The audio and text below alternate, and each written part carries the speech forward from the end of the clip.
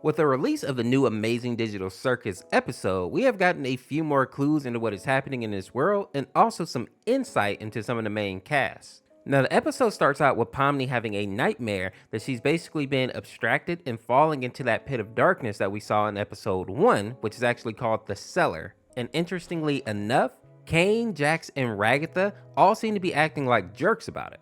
I found this interesting because Rag and Kane seem to both be very nice to Pomni in their own ways, so it was odd that she would be having this type of view of them while she's dreaming.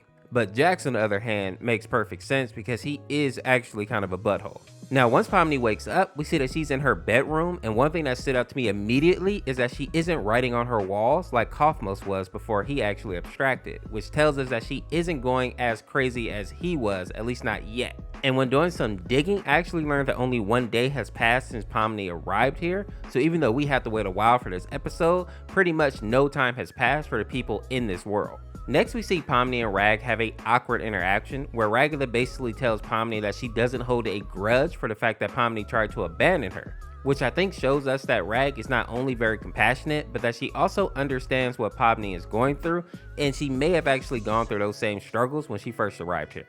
After that, the cast meets up with Kane, who has a new adventure for them in the Candy Canyon Kingdom, and 2 things really stood out for me in this scene. The first being that Kane claims that the AI for this mission will be 50% more immersive and that he wants to test it out on the main cast. And for me, this reinforces this idea that Kane is an AI for this game world, and his purpose seems to be to keep the humans here engaged so that they don't abstract. The second thing that stood out was the fact that Pomni made this statement. So, our entire existence here is just LARPing. And for those of you that don't know, LARPing is pretty much where people roleplay a character. You see this a lot with the medieval time frame or with the fantasy genre.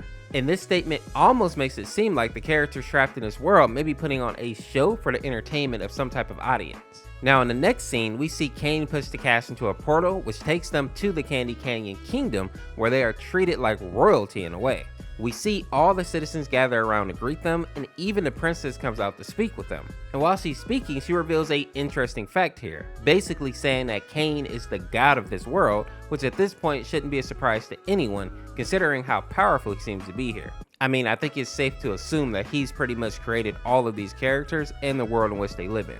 Now, the next thing that I want to talk about in this episode is Jax's behavior, because it really stood out to me.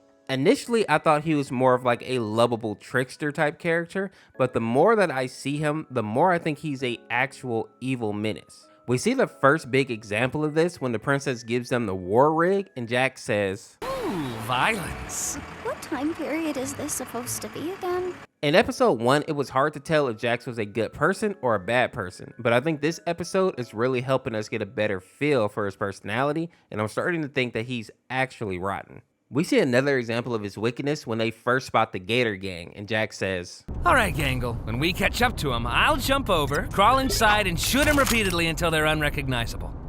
And I know that some of you may be thinking that it's just a game. I'm sure you've all probably played Skyrim or Baldur's Gate 3 by now and gone on a murder spree. But that is very different than actually being transferred into a video game and then doing all those horrible things yourself.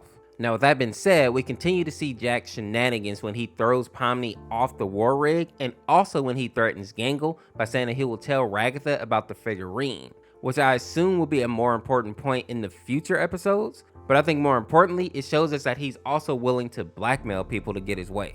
And I know that a lot of you have realized that our characters can't seem to feel pain and cannot die from regular wounds, so it doesn't matter that Jax is treating them all so poorly. But I think the treatment that he is actually showing his comrades confirms that he is willing to make their lives even harder than they already are, which can lead them into falling victim to abstraction, which is what I think happened to Kaufmo. And we all know that abstractions can actually hurt the main cast of characters, as we saw with Rag in episode 1. So as of right now, I think that Jax is responsible, or at least trying to make people abstract, and he does this because he loves this chaos and he wants to see people get hurt. In the next scene, we see Pomni and Gummingo glitch the map and actually end up breaking through it, basically getting into the back end stuff. Now, I think episode 1 made it clear that these characters are in some kind of virtual reality game where the spirit or soul of the person is sucked into the game, but Gum adds an extra layer to the lore. It seems that the NPCs in this world have the ability to understand that they are not real, which is why we see Gum have a near breakdown in this episode. He understands that he is simply a villain that is meant to be defeated and then respawn for the next adventure.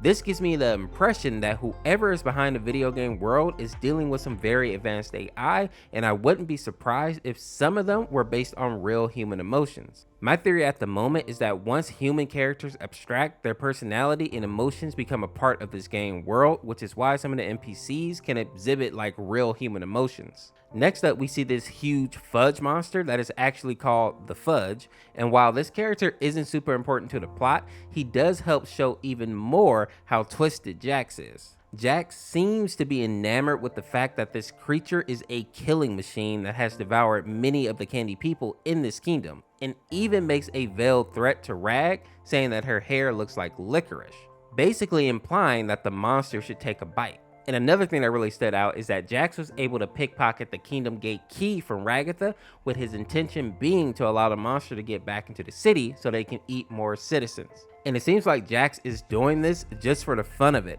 but him holding the key is also a callback to episode 1. Many of you will remember that Jax has keys to many of the rooms back in their home base, and while some people argue that he wasn't doing anything evil with the keys, I personally can't think of a good reason for a person to have the keys to my home or to my personal quarters without my permission. And honestly, I think that Jax has the keys to people's room so that he can do the same thing that he's basically doing to this kingdom, just in a different way.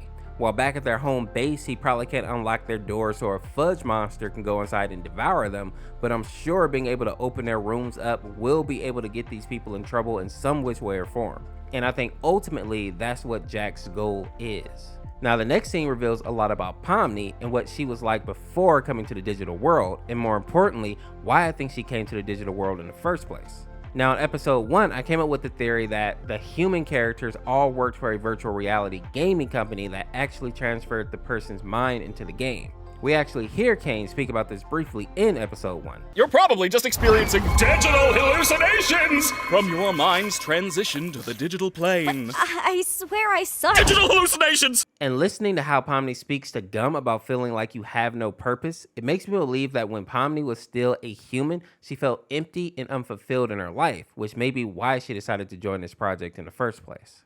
My memories, my friends, it's all fake.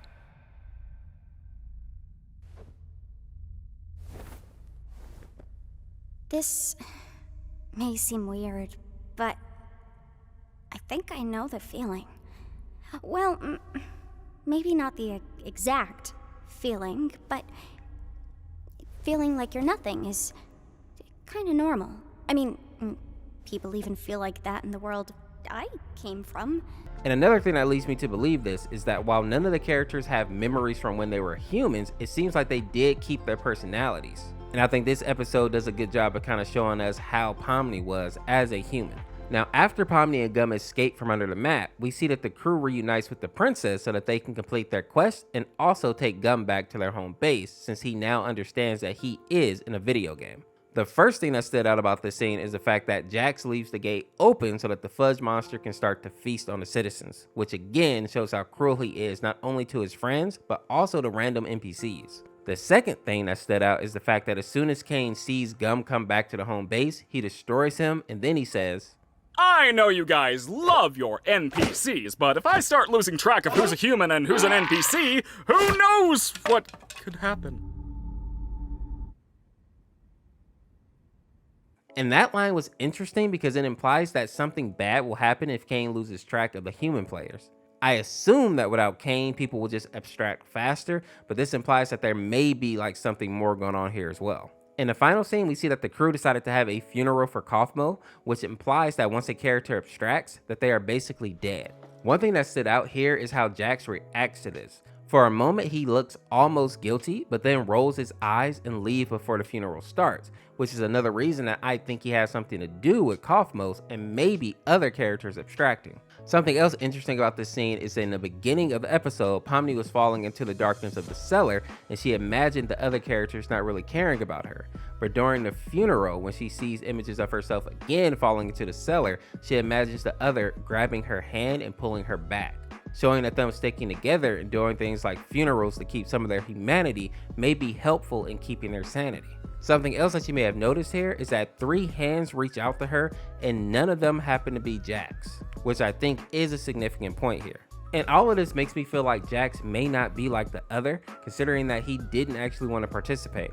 I honestly wouldn't be surprised if we found out later that Jax is more in line with like Cain, meaning that he may be another AI, but instead of being there to keep people sane, he's there to see if he can make people abstract. I'm curious to see what we'll learn in the next episode, and if you enjoyed this video, make sure to check out my theories from episode 1. And as always, thanks for watching. This is Orseofkorse. We'll see you tomorrow with another one. Peace, peace.